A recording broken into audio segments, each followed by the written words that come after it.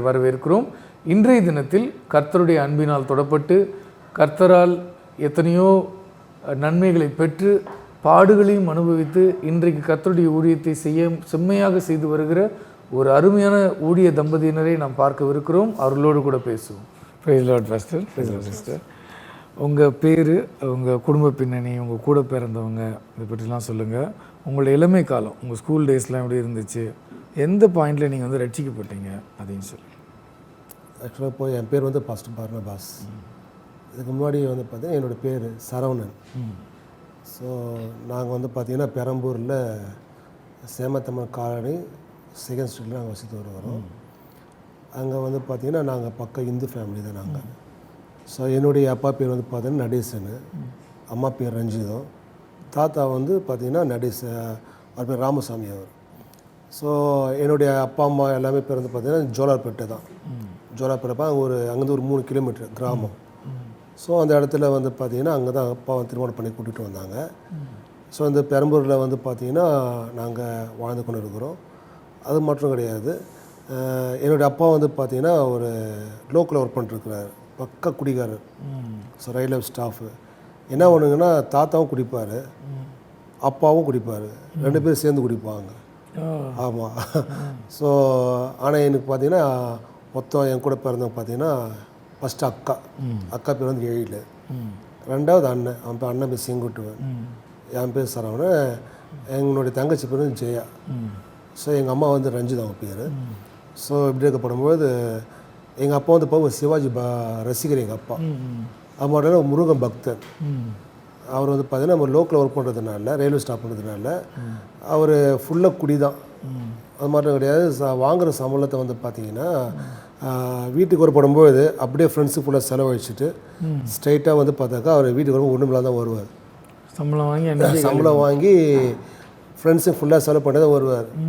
So உங்களுக்கு தெரியும் குடிகார வீடுனா பார்த்தீங்கன்னா ஒரு எடுக்கும், ஒரு சாப்பாடு அடைஞ்ச ஒரு வீடாக இருளடைஞ்ச மாதிரி இருளடைஞ்சு போல இருக்கும். ஒரு ஆசிர்வாதம் கிடையாது, குடும்பத்தையும் அவர் பார்க்கல. ஏன்னா அவர் வந்து பார்த்தீங்கன்னா நல்ல ஒரு ஸ்டாஃபு, அதாவது ஒரு சார்ஜ்மேன் அவர் ஸ்டேஜ். அது நடுவில் வந்து பார்த்திங்கன்னா நாங்கள் எப்படி ரசிக்கப்பட்டோங்கன்னா, என்னுடைய அப்பா என்ன பண்ணாருன்னா குடிச்சிட்டு நைட்டு ஒரு 3 மணி இருக்கும். ஏன்னா எனக்கு அம்மா சொன்னது நான் சொல்கிறேன். ஒரு 3 மணி இருக்கப்படும்பொழுது அவர் பெரம்பூர் ரயில்வே ஸ்டேஷனுக்கு அவராக போயிருக்கிறார். சத்துருவானவர் என்ன பண்ணியிருக்கிறான், பிசா கொண்டு போயிருக்கிறான். அப்படியே பெரம்பூர் ரயில்வே ஸ்டேஷனில் வந்து பார்த்தீங்கன்னா இவர் போக போனால் அப்போ தான் ஒரு கூட்ஸ் வண்டி வந்திருக்கு. ஸோ அந்த கூட்ஸ் வண்டி ஒரு போடும்பொழுது என்னுடைய அப்பா என்ன பண்ணியிருக்கிற போயிருக்கிறார். ஒரு வேளை அவர் போயிருந்தாரா அந்த கூட்ஸ் அடிப்பட்டு செத்துட்டு இருப்பார். ஆனால் கிட்ட போகிற நேரத்தில் ஒரு வெண்வசனம் தரித்தவராக, ஒரு உயர்ந்த ஒரு மனுஷனாக பின்னாடி இந்த சட்டையை காலரை பிடிச்சி தூக்கி அப்படியே போட்டிருக்கிறார். போட்டிருக்க கூட பார்த்தீங்கன்னா எங்கள் அப்பா பார்க்கப்படும் அப்போ ஆண்டவர் இயேசு கிறிஸ்துவை அப்போ வந்து ஆண்டவர் காப்பாற்றிருக்கிறார். அப்போ வீடு பக்கம் தான் இல்லைங்களா, ஸ்டேஷன் பக்கத்தில் வீட்டில் வந்துட்டு எங்கள் அம்மா எழுப்பி இது போல் வந்து நான் இப்படிப்பட்ட சூழ்நிலை இருந்தேன், ஏன்னா அந்த ஏசப்பா தான் காப்பாற்றினாருன்னு சொன்னேன். ஏன்னா ஏசப்பா எங்கள் அப்பாவுக்கு பிடிக்காது, ஒரு முருகன் பக்தன் அவர். ஸோ வந்து பார்த்தீங்கன்னா அவர் வந்து சொல்கிறாரு என் ஏசப்பா தான் காப்பாற்றினாருன்ட்டு. எங்கள் அம்மாவுக்கு என்னன்னா இந்த ஆள் குடிச்சிட்டு வந்து உளறாரு அப்படின்னு சொல்லிட்டு அம்மா வந்து என்ன பண்ணாங்க சொன்னாங்க. சரி படுத்துட்டாங்க. பொழுது விடியுது திருப்பி என்ன பண்ணுறாருன்னா ஏசப்பா என்னை காப்பாற்றுன்னு சொல்கிறாரு. குடிகாரம் பேச்சு போய்தானே போச்சுன்னு சொல்லுவாங்க. அதே பேசுறது கஷ்டம். போதானதும் அவர் அதை பேசிட்டு இருக்கிறாரு. அப்போ தெளிவாக பேசுகிறாரு. அப்போ எங்கள் அம்மாவுக்கு அப்போ நீ இருக்க இல்லை இது போல் சம்மனான்னு சொல்லியிருக்கிறாங்க. அப்போ தான் வந்து அம்மா ஓகே ஏதோ நடந்திருக்கு. அப்போ எங்கள் வீட்டில் பார்த்தீங்கன்னா ஃபுல்லாக படம் இருக்கும். ஏன்னா எங்களுக்கு ஓலை வீடு தான். அந்த ஓலை வீட்டில் பார்த்தீங்கன்னா அந்த படத்தில் சொறி வச்சு இது பண்ணிப்பாங்க. எங்கள் அப்பா என்ன பண்ணாரு, எல்லா படத்தையும் எடுத்து என்ன பண்ணியிருக்கிறாரு, எடுத்து போட்டார். என்ன இவர் ஒரு பைத்தியக்கார போல் பண்ணுறாருன்ட்டு, இயேசுதாண்டி தெய்வம் அப்படின்னு சொல்கிறாரு. திருப்பி வந்து பார்த்தீங்கன்னா ரொம்ப ஒரு வைரக்கமாக இருந்திருக்கிறார். ஸோ எங்கள் வீடுக்கு ஆப்போசிட்டில் வந்து பார்த்தீங்கன்னா பாஸ்டரோட வீடு. ஸோ எங்கள் தாத்தாவும் எங்கள் அப்பாவும் குடிச்சிட்டு என்ன பண்ணுவாங்கன்னா பாஸ்டரை கலாய்ப்பாங்க. என்ன நீ அப்படின்னு சொல்லி கலாய்ப்பாங்க. சம்டைம்ஸு கல் கொடுத்து அடிச்சிருக்கிறாங்க. யாருக்குன்னா பாஸ்டர் வீட்டில் அடிச்சிருக்கிறாங்க. ஆனால் இப்படிப்பட்ட ஒரு மனுஷன் இப்போ ஏசப்பா தான் எனக்கு காப்பாற்றினாரு அப்படின்னு சொல்லி ஒரு பைத்தியக்கார போல பாஸ்டர் ஜெர்மனி இருப்பார் போல. முதல்ல இவங்களை ரட்சிங்க. ஏன்னா வீடு எதிர் வீடே எங்கள் வீடு. ஆமாம் சொல்ல கொடுக்குறாங்க. ஆமாம். அதாவது நடேசனா தெரியாத ஆளே கிடையாது. அந்த முனையில் வரைக்கும் இந்த பெரம்பூர் அந்த மங்களப்பூர் பகுதியில் நடேசன் கடை எல்லாருக்கும் தெரியும். அப்படிப்பட்ட நல்ல ஒரு பேர் மெயினாக குடி. ஆனால் நல்ல மனுஷன், அதாவது ஒரு கஷ்டம்னா உதவி செய்கிற மனுஷன். அதே போல் வந்து பார்த்தீங்கன்னா அந்த குடி தான் தவிர மற்றபடி வேறு ஒன்றுமே கிடையாது. ஆனால் நல்ல மனுஷன். அவர் யாரும் ஒரு கெடுதல் சொல்ல மாட்டாங்க. சொந்தக்காரர் வந்துட்டாங்கன்னா கையில் பணங்கிறதே இல்லையோ, கறி செய்தி, அது செய்தி, இது செய்தி சொல்லிட்டு அப்படியே ஓடுவார். அதாவது ஒரு பாசத்துக்கு உயிரை விட்டுருவார். எங்கள் அப்பா அப்படிப்பட்ட நல்ல ஒரு நல்ல கேரக்டர். இது கெட்ட பழக்கம், நல்ல ஒரு கேரக்டர். ஆனால் இப்படி இருக்கப்படும் ரசிக்கப்பட்டார். அப்போது வந்து சர்ச்சுக்கு எங்கே போகிறோன்னா, எந்த பாஸ்டர் திட்டினாரோ இப்போ அந்த பாஸ்டர் சர்ச்சுக்கு தான் நாங்கள் போகிறோம். ஸோ இவர் குடியை விட்டார். இவர் குடியை விட்டுட்டார். பெரிய விஷயமாச்சு. இவர் குடியை விட்டுட்டார். இவர் குடியை விட்டுட்டு இப்போ அந்த சர்ச்சுக்கு நாங்கள் போகிறோம். ஸோ அந்த சர்ச்சுக்கு போகும்போது பார்த்தீங்கன்னா இப்போ ஞானசம் எடுக்கிறார் அப்பா. அப்போது நடேசன் என்கிற ஒரு மார்க்காக மாறினார். மார்க்குன்னு பேர் வச்சார் பாஸ்டர். ரெண்டாவது அம்மா ரஞ்சிதம், அவங்க பேர் மார்கரெட் பேர் வச்சாங்க. ஸோ இப்படி போகப்படும்போது என்ன பிரதிஷ்டை பண்ணாங்க. எனக்கு என்னென்னா பர்னபாஸ்னு பேர் வச்சாங்க. என் அக்காவுக்கு வந்து ஷீலான்னு பேர் வச்சாங்க. எங்கள் அண்ணனுக்கு எஸ்சிகள் பேர் வச்சாங்க. என் தங்கச்சி ஜெயன் பேர் வச்சாங்க. இப்படி தான் இப்படியா ரசிக்கப்பட்டு எல்லாம் வந்துட்டு இருக்கிறோம். வந்துட்டு இருக்கப்படும்போது பார்த்தீங்கன்னா எங்கள் வீடு பார்த்தீங்கன்னா ஒரு ஓலை வீடு தான். வேறு வீடு மேலே பார்க்க பொத்தில் தான் இருக்கும். படுத்தமோ நட்சத்திரம் தெரியும். அப்போ நினச்சி பாருங்கள், வீட்டில் கரண்ட்டு கிடையாது, அப்போ ட்ரைனேஜ் கிடையாது. 1983 வருஷத்தில் 85 வருஷத்தில் ஒன்றுமே கிடையாது. ஸோ ட்ரைனேஜ் இருக்காது, எந்த ஒரு தண்ணி வசதியுமே இருக்காது, எதுவுமே இருக்காது. ஆனால் படுத்த அப்படியேப்பட்ட ஒரு தரித்திரமாக இருந்துச்சு. சர்ச்சுக்கு நாங்கள் போயிட்டு வந்தார். ஆனால் கொஞ்சம் ரசிக்கப்பட்டு ஒரு 6 மாதத்தில் எங்கள் அப்பா வந்து பார்த்தீங்கன்னா ரசிக்கப்படாத போது என்ன பண்ணுவாருங்கன்னா, அப்பப்போ எங்களை பயமுறுத்துவார். எங்கள் வீடு ஒரு கிணறு இருக்குது, அந்த கிணத்துல குதிச்சிடுவார். குதிச்சுட்டு என்ன பண்ணுவார், போதையில் ஒன்றும் காப்பாற்றுவாங்க. அதே போல் சம்டைம்ஸ் என்ன பண்ணுவார்னா தூக்கு போட்டுக்கு போவாங்க. ஏன்னா அது பிசாசானு வந்து பார்த்தீங்கன்னா அவரை மாதிரி வழியில் கொண்டு போயிருங்க. அப்போ அந்த ஆவி அப்படியே இதாகிடுச்சு. இப்போ ரசிக்கப்பட்டு ஞானசம் எடுத்துகிட்டு எல்லாம் கொண்டு இருக்கிறாங்க. ஒரு 6 மாதம் ஆயிடுச்சு. 6 மாதம் ஆனதுக்கப்புறம் ஒரு நாளுக்கு நல்லா எனக்கு ஞாபகம் இருக்குது, ஞாயிற்றுக்கிழமை. ஸோ 4வது கடைசி ஞாயிற்றுக்கிழமை எங்கள் சர்ச்சில் ராபோஜன பந்தி. அப்போது எங்கள் அப்பா சர்ச்சுக்கு போகல, அம்மா சர்ச்சுக்கெல்லாம் போயிட்டாங்க. ஆனால் இப்போது அந்த டைம் காற்றடி விடுற நேரம். எங்கள் அப்பா என்ன பண்ணாங்கன்னா எனக்கு காற்றடி வாங்கி கொடுத்துட்டார். இப்போ காற்றடி விடுறான்னு சொல்லிட்டு. ஸோ நான் காற்றடி விட்டுட்டு இருக்கிறேன். ஆனால் வீடு வந்து பார்த்தீங்கன்னா வீடு டாப்பில் போட்டுருக்கு. வீடு டாப்பில் போட்டு பார்த்தா தட்டுறாங்க ஒன்றுமே யாருமே இது பண்ண முடியல.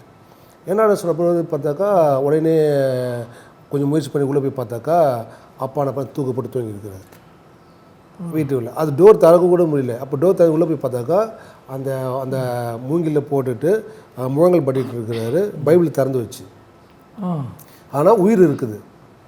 உடனே என்ன பண்ணாங்கன்னா அம்மா சர்ச்சில் இருக்கிறாங்க, இது போல் வீடு போய் கூட்டிகிட்டு வராங்க. கூட்டிகிட்டு வந்துட்டு உடனே என்ன பண்ணுறாங்கன்னா அப்பா ரயில்வே இல்லைங்களா, அம்மா நம்ம ஆட்டோவில் வந்து கூட்டிகிட்டு போகிறாங்க. கூட்டிகிட்டு போகப்படும்போது கரெக்டாக நம்ம ரயில்வே ஹாஸ்பிட்டலுக்கு முன்னாடி ஒரு 1/2 கிலோமீட்டர் கிடையாது. அங்கே போகப்படும்போது அம்மாவோட மடியிலே வந்து உயிர் போயிடுச்சு. ஸோ ஆனால் வந்து தூக்கு போட்டால் அந்த தொண்டை உடையும் இல்லைங்களா, ஆனால் தொண்டை உடையில. அவருக்கு என்னென்னா அந்த நாக்கு இழுத்துக்குச்சு. அந்த குடியாகப்பட்டது இது பண்ணார், அந்த நாக்கு இழுத்துக்குச்சு. ஆனால் அந்த நாக்கு இழுத்துக்குன்னு பார்த்தீங்கன்னா அப்பா கிட்ட போகும்போது ஏன் அப்படி பண்ணிக்கிட்டாரு அதுதான் தெரியல. பிசாசன் வந்து அந்த இருடி அவங்க அந்த தற்கொலைக்கு முயற்சி பண்ணாங்க பாருங்கள். ஸோ அந்த பிசாசனை விடவே இல்லை. ஆனால் என்ன காரணம்னு ஒன்றும் தெரியல. பார்த்தீங்கன்னா அவர் என்ன பண்ணிட்டாரு, அப்போது போகப்படும் மறிச்சிட்டார். உடனே அப்பா வந்து பண்ணாங்க. அதுக்கப்புறம் பார்த்தா நாங்கள் ரசிக்கப்பட்டாலும் குடும்பத்தார் என்ன பண்ணாங்கன்னா அவங்க வந்து இந்து முறைப்படி தான் எடுக்கணும். ஸோ எங்கள் வீடு பக்கத்தில் வியாசாரப்படி இருக்குது. அவங்க என்ன பண்ணாங்க வந்து பார்த்த மாதிரி எரிச்சிடணும் அவரை அப்படின்னு சொன்னாங்க. அப்போது குடும்பத்தில் எல்லாமே என்ன பண்ணாங்க, அப்போ கொல்லி போனோன்னா அப்போ என்ன தான் என்ன பண்ணாங்க, அப்பா கொல்லி போட வச்சாங்க. எனக்கு நல்ல ஞாபகம் இருக்குது. அப்போ என்னை கூட்டிகிட்டு போகிறாங்க. அப்போ இந்த பக்கம் ஒரு பூனை எரியுது, இந்த பக்கம் ஒரு பூனை எரியுது. இப்படியாக வந்து பார்த்தாக்கா கொல்லி போட்டுட்டு வீட்டுக்கு வரோம். ஆனால் கூட இருக்கிற உற்றா ஒரு சொந்த பந்தம் எல்லாமே என்ன பண்ணாங்க, அந்த நேரத்தில் இருந்தாங்க, கொண்டாங்க, எல்லாமே என்ன பண்ணாங்க போயிட்டாங்க.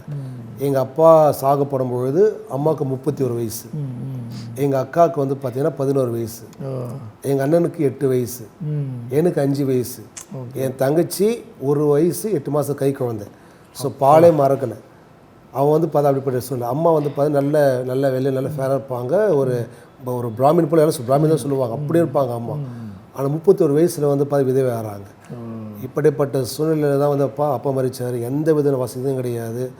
வீட்டில் 4 குழந்தைங்க, 4 பேர். வீட்டில் பார்த்தீங்கன்னா ஒரு பொருள் இருக்காது, எல்லாமே அலுமினியம் பாத்திரம் தான். அந்த பாத்திரத்தை கூட பார்த்து சீடுகள் வச்சுட்டு இருப்பார். எங்கள் அம்மாவுக்கு ஒரே ஒரு சாரி இருக்கும்.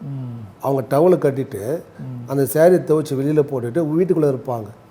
அப்புறம் காஞ்சி அந்த சேரீ பண்ண எடுத்து அவங்க என்ன பண்ணுவாங்க, அதை கட்டுவாங்க. ஏன்னா ஒன்றுமே அந்த சேரீ எடுத்து அப்போ என்ன பண்ணுவாரோ போயிட்டு அங்கே இது படிச்சுருவார். ஸோ இப்படியாக பல காரியத்தில் ஆனால் மறிச்சிட்டாரு. மறிச்சதுக்கப்புறம் இப்போது வீட்டில் யார் விசாரிக்கிறது? அம்மா கூட பிறந்தவங்க அண்ணன் கொஞ்சம் பேர் என்ன பண்ணுவாங்க, சம்டைம்ஸ் வந்து பார்ப்பாங்க, கொள்வாங்க, போவாங்க.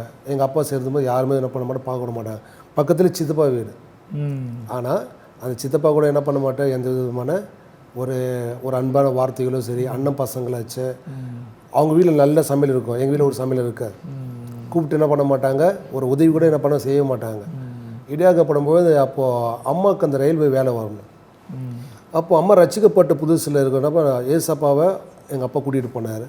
உறுதி பிடிச்சிட்டாங்க. எங்கள் அம்மா வந்து பார்த்து குளித்தாங்கன்னா மஞ்சள் இல்லாமல் குளிக்க மாட்டாங்க.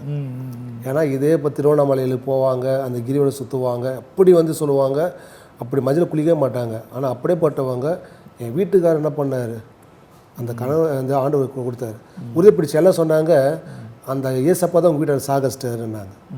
அந்த வெள்ளைக்கார கடவுள் தான் உங்கள் ஏசப்பா என்ன பண்ணார், உங்கள் வீட்டை சாகடிச்சிட்டாரு. ஆனால் அம்மா என்ன பண்ண உறுதியை பிடிச்சாங்க. உதவி பிடிச்சாங்க. இப்படியாக நாட்கள் போகப்படும் பொழுது அப்போ அந்த வேலைக்கு வேணுமானா சில பணம் கேட்டாங்க யூனியன்லாம். அம்மா ஒரு வார்த்தை சொன்னாங்க, இது என்னுடைய கணவரோட வீடு, அந்த வேலை வரும், கண்டிப்பாக எனக்கு ஆண்டு கொடுப்போம். அப்பயும் கொஞ்சம் வேலைக்கமாக இருந்தாங்க அம்மா. இப்படியாக இருக்கப்படும்போது பார்த்தாக்கா அம்மாவுக்கு வேலை ரயில்வே வேலை வந்துடுச்சு. அப்போது அப்பா எந்த லோக்கலில் பாய்லர் ஷாப் ஒர்க் பண்ணாரோ அதே ஷாப்பில் அம்மாவை அப்பாயின்மெண்ட் பண்ணுறாங்க. ஸ்டார்டிங்கில் அம்மா வந்து பார்த்தீங்கன்னா ஓல்டு எஸ்எஸ்எல்சி, அதாவது அந்த ஒரு கண்ணகி போல சொல்லுவாங்க பார்த்தீங்களா, நல்லா படிப்பாங்க, நல்ல ஒரு என்ன சொல் ஒரு வெறி, சாப்பிட்ல கூட என்ன பண்ண வெளியில் காட்டிக்க மாட்டாங்க. அப்படியேப்பட்ட ஒரு நல்ல ஒரு வெறி உள்ளவங்க அவங்க. ஸோ இப்படியே நாட்களில் போகப்படும்பொழுது அம்மா என்ன பண்ணாங்க, வேலைக்கு போனாங்க. அப்போது வந்து அப்பாவுக்கு வந்து பார்த்து ஒரு 5000 ரூபாய் ஒரு காசு ரயில்வேந்து அந்த பணம் வந்துச்சு. அப்போ என்ன பண்ணாங்க அம்மா, அந்த பணத்தை வச்சு அந்த வீடை என்ன பண்ணி பிரித்து கட்டுறாங்க. நல்ல கட்டிகிட்டு இருக்கிறோம், சரியான மழை வருது. அப்போ எங்கே போகிறது, பக்கத்தில் சித்தப்பா இருக்கிறாரு. அவர் கூப்பிட்டு என்ன பண்ண, வீட்டில் கூட படுக்க வைக்கல எங்களை. எங்கள் தாத்தாவுக்கு ஒரு அந்த பாத்ரூம் போகிற வழி அங்கே இருக்குது, அவருக்கு வந்து டேபிள் போட்டு படுக்க வச்சுருப்பாங்க. எங்கள் தாத்தா அங்கே தான் இருப்பார். இப்போது எங்களுக்கு அவங்க வீட்டில் படுக்க வைக்கல, எங்களை வந்து பார்த்திங்கன்னா அந்த பாத்ரூம் இருக்குது பார்த்தீங்களா, அங்கே தான் இடம் கொடுத்தாங்க. நினச்சி பார்க்குறேன். அப்போ வந்து பாருங்கள், இந்த விசாரிப்புக்கு ஒன்றும் இல்லை. நாட்கள் போனது அம்மா நான் வீடை கட்டினாங்க. வீடை கட்டி முடிச்சதுக்கப்புறம் இங்கே இருந்தால் பசங்க கெட்டுடுவாங்க அப்படின்னு சொல்லிட்டு அம்மா என்ன பண்ணாங்கன்னா என்னை வந்து ஹாஸ்டலில் போய் கொண்டு போய் சேர்த்துட்டாங்க. ஏன்னா இங்கே இருந்தால் பசங்க கெட்டுன்னு சொல்லிட்டு கொண்டு போன ஹாஸ்டலில் வந்து பார்த்தீங்கன்னா அருமையான மறைஞ்சிட்டார் ஜீவானந்த ஐயா. ஸோ ஜீவானந்த வீடு சொந்தக்காரர் ஒருத்தர் ரிலேட்டிவ் இருக்கிறார். அவர் வந்து பார்த்தீங்கன்னா சாமுவேல் கருணாநிதி ஐயா இப்போ வந்து பார்த்தீங்கன்னா அமெரிக்காவில் இருக்கிறாங்க, டெக்சாஸ் மாநிலத்தில் இருக்கிறாங்க ஐயா. அவர் வந்து பார்த்தீங்கன்னா அவர் ஹாஸ்டலில் தான். அப்போது அம்மா என்ன பண்ணுவாங்கன்னா, அப்பா அந்த குடிக்கிற நேரத்தில் இந்த வேலைக்கெல்லாம் போவாங்க. சரி வீட்டில் பணம் தேவையில்லைங்களா, சித்தார வேலைக்கு போவாங்க, பல வேலைக்கெல்லாம் போவாங்க, பிள்ளைகளை காப்பாற்றணும் அப்படின்றதுக்காக. அப்போ எங்கள் அம்மா நல்லா வேலைக்கு போனால் அப்போது என்ன பண்ணியிருக்கிறாங்க, ஒரு அம்மா சொல்லியிருக்கிறாங்க, ஏய் நடேசா, உன் ஒய்ஃப் எப்படி இருக்கிறா, நீ வந்து பார்த்தாக்கா அவளை வந்து பார்த்தா இவளை கூட்டிகிட்டு வரலாமா, திட்டுவாங்க. இப்போ அப்பா மறைஞ்சதுக்கப்புறம் அந்த அம்மா வந்து பார்த்திங்கன்னா நம்ம டவுட்டில் இருந்தாங்க வேப்பேரில். அப்போ என்ன பண்ணாங்க, எனக்கு கூட்டிகிட்டு போயிட்டு இதுமாதிரி பையனை ஹாஸ்டல் சேர்க்கணும் அப்படின்னு சொன்னாங்க. அப்போ அவங்க தெரிஞ்சவங்க சேர்த்தாங்க. கரெக்டாக இந்த ஹாஸ்டல் வந்து பார்த்திங்கன்னா நம்ம கெல்லி ஸ்கீல் பார்க் இருக்குது பாருங்கள், மேடாவுக்கும் நம்ம சாரண ஒரு சர்ச் இருக்கும் பக்கத்தில் தான் அங்கே சேர்த்தாங்க. அந்த ஹாஸ்டலில் போனாங்க. எனக்கு அம்மான உயிர், ஏன்னா கூட்டிகிட்டு போகும்போது எனக்கு வந்து ஒரு 6 வயசு ஆகிடுச்சு. அப்போ நான் 3rd ஸ்டாண்டர்ட் படிச்சுட்டு இருக்கிறேன். எனக்கு அம்மான உயிர். அப்போ வந்து பையனை கூட்டிகிட்டு போயிட்டாங்க. ஒரே நான் அழுதுகிட்டே இருக்கிறேன். அப்போ என்ன பண்ணாங்க, இவன் அழுகிற சொல்ல எனக்கு எனக்காக என்ன பண்ணாங்க, எங்கள் அண்ணனை கூட்டிகிட்டு வராங்க. எங்கள் அண்ணன் வந்து நான் அழுகுறேன், எனக்கு அம்மா தான் வேணுன்ட்டு. இப்போ என்ன பண்ணாங்க, எங்கள் அக்கா கூட்டிகிட்டு சேர்க்குறாங்க அங்கே. அப்போ அழுகுறேன், அம்மா தான் வேணும்னு சொல்லிட்டு. அப்புறம் சரி என்ன, இப்போ என் தங்கச்சி மட்டும் தான் கூட இருக்கிறான். அப்புறம் கொஞ்சம் நாளுக்கு அப்புறம் நான் அக்கா என்ன போய் வீட்டுக்கு போயிடுச்சு. நானும் எங்கள் அண்ணன் ஹாஸ்டலில் படிச்சுட்டு இருந்தோம். படிச்சுட்டு எங்கள் அப்புறம் நடுவில் என்ன பண்ணேன், எங்கள் அண்ணன் வந்து பார்த்தீங்கன்னா அவன் வந்துட்டான். ஸோ யாருன்னா வந்து எங்கள் சமூகக்காரனுடைய அவங்க சொந்தக்காரர், அதாவது ஜீவனந்தனுடைய தம்பி, அவன் மச்சான், அவன் சுகுமார் ஐயான்னு இருக்கிறார். அவங்க தான் எங்களுக்கு வந்து இன்சார்ஜ். அவங்க தான் எங்களுக்கு வந்து பார்த்தீங்கன்னா எனக்கு எல்லாமே வார்டன் அவங்க.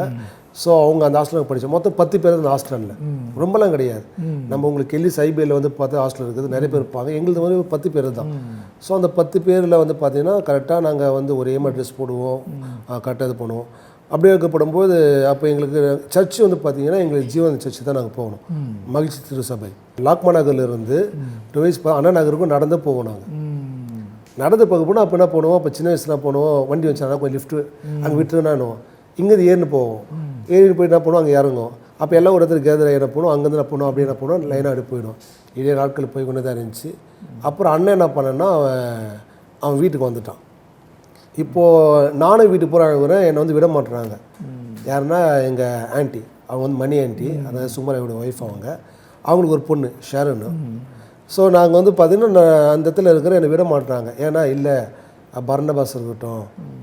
அப்போ எனக்கு வந்து ஒரு பெட்டை வைப்போம், ஆட்டுக்குட்டின்னு சொல்லுவாங்க. ஸோ அப்போது எல்லா பசங்க லீவில் என்ன பண்ணால் வீட்டுக்கு போயிடுவாங்க, நான் வீட்டுக்கு வர மாட்டேன், நான் கூட தான் இருப்பேன். அவங்களுக்கு ஒரே ஒரு பொண்ணு தான் அவங்களுக்கு. ஸோ எங்கே போனாலும் ஐயா என்ன பண்ணுவாருன்னா ஒரு நான் அவங்க பொண்ணு என்னை கூட்டிகிட்டு போவார். அப்போ நம்ம சுந்தரம் ஐயா சாம்சுந்தர் பாஸ் என்ன பண்ணாங்கன்னா நம்ம வருஷத்தில் விபிஎஸ் எடுப்பாங்க. அப்போ எங்களுக்கு கூட்டிகிட்டு போகும்போது ஒரே சாப்பாடு தான் எங்களுக்கு கொடுப்பாங்க. இப்படியாவது போயிட்டு இருந்துச்சு. அப்போது நான் வந்து பார்த்தீங்கன்னா வீட்டுக்கு போகிறேன்னு சொன்னால் எங்கள் அனுப்ப மாட்டாங்க. ஒரு நாள் இல்லை நான் போகிறேன்னு சொன்னால் அனுப்பவே இல்லை. அப்போ எங்கள் அம்மா வந்தாங்க, அம்மா வீட்டுக்கு வந்துடுறோமா சொன்னாக்கா, இல்லை இருடா இங்கே சொன்னாங்க. இல்லை வீட்டுக்கு வந்துடுறேன். உங்கள் அம்மா செத்துடுறாங்கன்னு சொன்னாங்க. யாரும் எங்கள் ஆண்டி சொல்கிறாங்க சும்மா விளையாட்டுக்கு, நானும் செத்துடுறேன்ன்றேன். எங்கள் அம்மா செத்துட்டாங்கன்னா நானும் செத்துடுவேன் அப்படின்றேன். என்னடா நீ உங்கள் அம்மா சாவறேன்றாங்கன்னா, இல்லைன்னா நானும் செத்துருவேன்றேன். அப்படியே சொல்கிறாங்க. பார்த்து கேட்டை மூடிட்டாங்க. என்ன பண்ண, கேட்டை மூடிட்டாங்க. கேட்டை மூடிட்டதுமே நான் என்ன பண்ணேன், ஒடியாது கேட்டை எகிரி ஒடியாடுறேன். இவங்க நினச்சிட்டாங்க எகிரி குடிக்குமான்னு நினச்சாங்க. அதான் கேட்டுங்கன்னா பார்த்தீங்கன்னா ஒரு என்ட்ரன்ஸ் கேட் ஃபுல்லாக இந்த பக்கம் மரங்களுக்கு இந்த பக்கம் மரம் இருக்கும், நல்லா இருக்கும். அப்போ எகிரி குடிச்சு வந்து வீட்டாக இருந்து உட்காந்துருக்குறேன். எங்கள் அம்மா வீட்டுக்கு வந்துட்டேன். வருவாங்க பார்த்தா வரவே இல்லை, வரவே இல்லை. திருப்பி ஆட்டோவில் கூட்டிகிட்டு போகிறாங்க, திருப்பி உடையான்ட்டேன். அப்போ வீட்டில் வந்து உட்காந்துருக்கிறேன். வந்து பார்த்தாக்க அம்மா வராங்க. அதோடு வீட்டுக்கு வந்தான். ஸோ அதுக்கப்புறம் பார்த்தீங்கன்னா இப்படி தான் வந்து பார்த்தா அந்த வீட்டில் இருந்து திருப்பி படிச்சுட்டு அதுக்கப்புறம் சரி நம்ம அம்மா கஷ்டப்பட்டு வளர்க்குறாங்க இல்லைங்களா, அதில் தான் உணர்வேன். ஸோ இப்படியா நாட்கள் போய்கொண்டே இருக்கப்படும் நாங்களும் வந்து கொஞ்சம் வயசு கொஞ்சம் இதாகிடுச்சு. அப்புறம் அம்மா என்ன பண்ணாங்கன்னா வீட்டு கரண்ட் போட்டாங்க, ட்ரைனேஜ் போட்டாங்க, மெட்ரோ போட்டாங்க, எல்லாமே என்ன பண்ண ஒன்று நம்ம என்ன பண்ணோம் அப்படியே போட்டு இருந்தாங்க. அப்படியே ஒன்று அதாவது அந்த வீடே ஒரு ஆசீர்வாதமாக ஆண்டுனப்போ அப்படியே கொண்டு வந்தார். ஆனால் அம்மா வந்து பார்த்திங்கன்னா வேலை முடிச்சுட்டு வருவாங்க, காலையில் 7 மணிக்கு கார்டு அடிக்கணும், சாயங்காலம் வருவாங்க. வந்துட்டு என்ன பண்ணுவாங்க, நைட்டாக தூங்க மாட்டாங்க, நாங்கள் தூங்கிட்டு இருப்போம். அம்மா என்ன பண்ணுவாங்கன்னா எல்லாம் பாத்திரத்தெல்லாம் கழுவிட்டு எல்லாம் துணியெல்லாம் துவைச்சிட்டு 3 மணிக்கு பாட்டு போட்டுட்டு சாப்பாடு என்ன பண்ணுவாங்க சாயங்காலம் காலையில் சேர்த்துட்ருப்பாங்க. அவங்க ரொம்ப டெடிக்கேட்டட், அம்மா ரொம்ப டெடிக்கேட்டாக செய்வாங்க. நாட்கள் இப்படியே போய் கொண்டு இருந்துச்சு. அதுக்கப்புறம் வந்து பார்த்திங்கன்னா நாங்களும் கொஞ்சம் பெரிய பசங்களாக ஆகப்படும்போது அப்போ வந்து பார்த்திங்கன்னா அக்காவுக்கு கல்யாணம் பண்ணாங்க. அப்படியே போயிட்டு இருந்துச்சு. அப்புறம் கொஞ்ச நாளுக்கு ஆகிடுச்சு பார்த்திங்கன்னா. ஸோ நாங்களும் கொஞ்சம் எல்லாம் பெரியவங்களாகிட்டோம். அப்போ அண்ணன் என்ன பண்ணான்னா அவன் வேலைக்கு போனான். வேலைக்கு போகும் பார்த்திங்கன்னா அவன் லெதர் டெய்லர் அவன். ஸோ அங்கே போகும்போது என்னாச்சுன்னா அங்கே தேவையில்லாத ஒரு பழக்கத்தில் அவனும் குடியில் மாட்டிக்கிட்டான். அங்கே இருக்கிற பசங்களை குடி கற்றுக் கொடுத்து என்ன பண்ணாங்க, குடி, இந்த மாவா, இந்த பான் பராக்கு இதெல்லாம் கற்றுக் கொடு. அவன் என்ன பண்ணான்னா அப்பனுக்கு பிள்ளை தப்பாக நான் பிறந்திருக்கிறேன் அப்படின்னு சொல்லிட்டு அப்பாவோடைய கேரக்டரை வச்சு நான் பண்ணாமல் விளையாட்டுகளும் பேசுவாங்க பாருங்கள், அது அப்படியே அவனுக்கு லைஃப் ஆகிடுச்சு. அவனும் ரொம்ப குடிப்பான், ரொம்ப இது பண்ணுவான். ஆனால் நான் வந்து என்ன பண்ணுறது, நம்ம அம்மா அப்படி இருக்கிறாங்க இல்லைங்களா, நம்மளை கஷ்டப்பட்டு வளர்த்துருக்குறாங்க. ஆனால் சின்ன வயசு நாங்கள் என்ன சொல்லுவாங்கன்னா, அம்மா உங்களை நாங்கள் ரிக்ஷா ஓடி கூட காப்பாற்றுவோம், உங்களை மூட்டத்துக்கு கூட காப்பாற்றுவோம், உங்களை விட மாட்டோம் அப்படின்னு சொல்லிட்டு அந்த இது. ஆனால் அண்ணன் என்ன பண்ணான்னா, இவனை எங்கள் அப்பா போலது நல்லவன், ஆனால் குடி. இப்படியாக அம்மாவுக்கு அது ஒரு கவலை, என்னடா இது கஷ்டப்பட்டு நம்ம வளர்த்தோம், இப்படி இது போல் இதாகிட்டேன்னு சொல்லிட்டு. ஆனால் நான் ஹாஸ்டலில் படிக்கப்படும்போது பார்த்தீங்கன்னா 1987 ஹாஸ்டலில் சேர்த்தாங்க. அப்போ தான் வந்து பார்த்தீங்கன்னா நம்முடைய பெர்க்மசையா அப்போ அந்த இயேசு கூட வருவார் இப்போல்லாம். அப்போது ஜீவன் வந்து பார்த்தீங்கன்னா பேருந்து பிரிவு நடத்துவார் அண்ணா நகரில். ஸோ அப்போ நான் வந்து பார்த்திங்கன்னா அந்த ஊழியத்தை வந்து பார்த்தீங்கன்னா நாங்கள் தான் செய்வோம். அப்போ வந்து அவங்க பாட்டு புக்கு விற்கிறது எல்லாமே அங்கே அரேஞ்ச்மெண்ட் எல்லாமே நாங்கள் தான் பண்ணுவோம். மழை வந்துடும் அப்போல்லாம் இதெல்லாம் கிடையாது. அப்போ அந்த சகதியாக இருக்கும், அந்த தார்பாய் போட்டுட்டு அதை செட் பண்ணி எல்லாம் பண்ணுவோம். நாங்கள் முடிச்சுட்டு அங்கேயே இருப்போம். திரும்பி என்ன பண்ணுவோம், அங்கே சாப்பாடு மதியானத்துக்கு அங்கே இந்த இடத்துல பரிமாறுறது எல்லாம் பண்ணுவோம் நாங்கள். இப்படியாக அந்த இடத்துல இப்போ 7 வருஷம் அந்த இடத்துல இருந்தேன். ஆனால் பேசிக்லேருந்து காலையில் வந்து பார்த்திங்கன்னா 4 மணிக்கெல்லாம் எழுச்சிக்கணும் ஹாஸ்டலுக்கு போடும்போது. நீதிமொழி மொத்தம் 31 அதிகாரம் இருக்கும். 1ஆம் தேதினா அந்த 1ஆம் தேதி அதிகாரத்தில் ஒரு வசனம் நாங்கள் சொல்லணும். அது சொன்னால் தான் எங்களுக்கு என்னென்னா அது ஒரு கட்டுவல் கூட டிஃபன் சொல்லுவாங்க, இல்லைன்னா ஸ்நாக்ஸ் கிடையாதுன்னு சொல்லுவாங்க. அப்போ நாங்கள் நம்ம பயந்துட்டு வசனத்தை சொல்லுவோம். காலையில் 4 மணிக்கு எழுந்திரிச்சிடுவோம், எல்லாம் முடிச்சு ஸ்கூலுக்கு போவோம், நடந்து போவோம், ஸ்கூலுக்கு போய் முடிச்சுட்டு வருவோம் நாங்கள். ஆனால் வந்து சாயங்காலத்தில் எங்களுக்கு டிஃபன் கொடுப்பாங்க, சுண்டலோ இல்லை பிஸ்கட்ஸோ எனிதிங் எதனா கொடுப்பாங்க. அப்புறம் நாங்கள் சாப்பிடுவோம். அப்போ அந்த ஊழியத்தில் வந்து பார்த்திங்கன்னா எல்லாம் நாங்கள் ஊழியம் செய்வோம். அது எங்களுக்கு ஒரு ஆஸ்வாதமாக இருந்துச்சு, நல்லா எனக்கு ஒரு பேசிக்காக தான் இருந்துச்சு. அப்போ ஒரு நல்லொழுக்கம் அந்த ஹாஸ்டலில் வந்து நான் கற்றுக்கொண்டேன். அதில் வந்து இப்போ சில மூத்த ஊழியக்காரர் கூட அவங்க ஷேர் பண்ண ஜீவனந்த ஃபாஸ்டிங் இருப்பார், அங்கே நாங்கள் இருப்போம். அங்கே சில பேர் வந்து ஜீவனந்த பார்த்தே இருக்க மாட்டாங்க. நாங்கள் சின்ன வயசுல 7 வருஷம் நாங்கள் ட்ராவல் பண்ணியிருக்கிறோங்க, அந்த அவங்க சர்ச்சிலேயே அவங்க வீட்லேயே அப்படி நாங்கள் இருந்துருக்கிறோம். அப்போ அது வந்து எனக்கு ஒரு பேசிக்காக இருந்துச்சு. நான் இங்கே வந்தால் கூட வந்து பார்த்தீங்கன்னா பசங்களோட இப்போ கிரிக்கெட் ஆடுவேன், ஸோ நான் கோலி ஆடுவேன், ஃபுட்பால் ஆடுவேன், எல்லாம் ஆடுவேன். ஆனாலும் வந்து பார்த்தீங்கன்னா அந்த தப்பான அந்த பழக்கத்தை போக எனக்கு வந்து பயப்படுவேன். எங்கே போனால் ஒரு பயம், நம்மளுக்கு அப்பா கிடையாது, நம்ம அம்மா தான் சொல்லிட்டு வந்துடுவேன். வந்துடுறதுக்கப்புறம் நான் என்ன பண்ணுவேன், எங்கேயும் போக மாட்டேன், இருப்பேன். ஸ்கூலுக்கு நான் படித்த ஸ்கூல் பார்த்தீங்கன்னா புஷ்பவகத்தில் சென்னை மாநகராட்சி கங்காதீஸ்வரர் கோயில் பக்கத்தில் இருக்குது. அந்த ஸ்கூலில் வந்து பார்த்தீங்கன்னா என் கூட படித்த பசங்க ஓட்டேரி பசங்க, சங்க தேட்டர் பசங்க. ஸோ அப்போ எப்படிப்பட்ட பசங்க ஃபுல்லாக எல்லாம் வெட்டு குத்துதலாம், எல்லா ஐசியும் பேசுகிற பசங்க தான். ஆனால் அந்த இடத்துல வந்து பார்த்தீங்கன்னா கர்த்தர் வந்து எனக்கு அந்த பாதையில் போகாதபடிக்கு பயம். ஸ்கூல் முடித்தாக்கா வீட்டுக்கு வரணும். என்னை சுற்றி அநேக தேட்டர் இருக்குது, எல்லா அபிராம் தேட்டரு எல்லாம் தேட்டரும் எங்கள் சுற்றி தான் இருக்குது. ஆனால் கட்டடிச்சுட்டு போகணும்னு சொல்லிட்டு எனக்கு இதாகாது. ஆனால் ஒரு 10th கட்டு அடித்து செவரு எகுதி குதிக்கிறேன், கீழே வந்துட்டேன். அப்போது வந்து இப்போ கை இதாகிடுச்சு. அப்போது நினச்சி நம்ம தப்பு செய்கிறோம், எங்கே போனால் ஏன் பயப்படுவோம்னா நம்ம அம்மா ஒரு ஊழியம் செய்கிறாங்க, நம்ம ஆண்டோட பிள்ளை ஏசாம பார்க்குறாரு அப்படின்னு சொல்லிட்டு ஒரு பயம் இருக்கும். பயந்துட்டு போக மாட்டேன், பண்ண மாட்டேன். நாட்கள் இப்படியே போய் கொண்டு இருந்துச்சு. அதுக்கப்புறம் வந்து பார்த்திங்கன்னா அம்மா எங்களை வந்து பார்த்திங்கன்னா அப்படியே வளர்த்து கொண்டு இருந்தாங்க, ஒன்று. அப்புறம் அந்த ஓலை வீடு என்ன பண்ணாங்க, அம்மா வீடு கட்டினாங்க.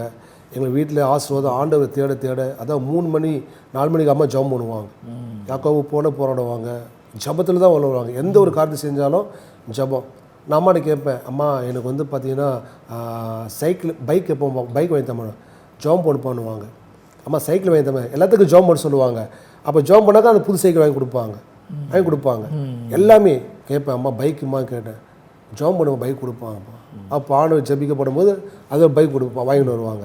ஒரு காரியமும் அதே போல் கிறிஸ்மஸ் வருதுங்கன்னா, இப்போ தீபாவளி வரப்போகுது, கரெக்டாக எங்களுக்கு அந்த போனஸில் எங்களுக்கு என்ன போட்டு ட்ரெஸ் எடுத்துருவாங்க. இப்படியே நாட்கள் போய்கொண்டு நல்ல ஒரு ஆசீர்வாதமாக அவர் நடத்தி கொண்டு இருந்தார். நானும் வந்து பார்த்தீங்கன்னா ஒரு வேலை சின்ன வயசுலேருந்து எனக்கு என்னென்னா ஆண்டவருக்காக எதாவது செய்யணும். அப்போஸ் இங்கே போனப்போ எனக்கு ஒரு வெறி, ஆனால் ஊழியத்தை செய்யணும், ஆனால் வாழணும். அநேக காரியங்கள் வந்துச்சு வாழ்க்கையில். பசங்க வருவாங்க கொள்ளுவாங்க. ஆனால் என்னோடய மைண்ட் வந்து பார்த்திங்கன்னா அது ஆண்டவர் தான் என்னை பாதுகாத்தேன்னு சொல்ல முடியும். இல்லை நானும் நான் இருக்கிற இடம் போது மோசமான இடம். ஒருவேளை நானும் குடிச்சிருக்கலாம், நானும் ரவுடியாக இருக்கலாம், நானும் பல காரியத்துக்கு போயிருக்கலாம். ஆனாலும் அதே இடத்துல கர்த்தர் வந்து என்னை பாதுகாத்து எல்லா இக்கட்டும் பாதுகாத்து கொண்டு வந்தார். நாட்கள் போனது, எல்லாம் போனது.